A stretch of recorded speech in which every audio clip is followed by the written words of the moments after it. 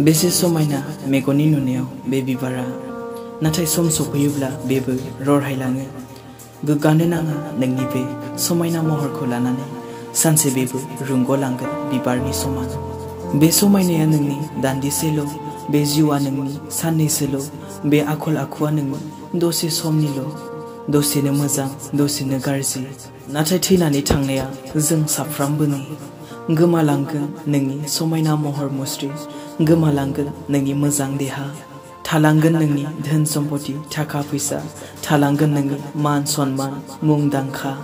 गंहैनांगोना इसोरनि खाथियाव सानसेबाबोखा, हिसाब होनांगोना इसोरनि खाथियाव सानसेबाबोखा। मोजां मावब्लाबो गाज्रि मावब्लाबो नों गावनि मावनायनि बान्थाखौ नों नाजावखानांगोनानोखा।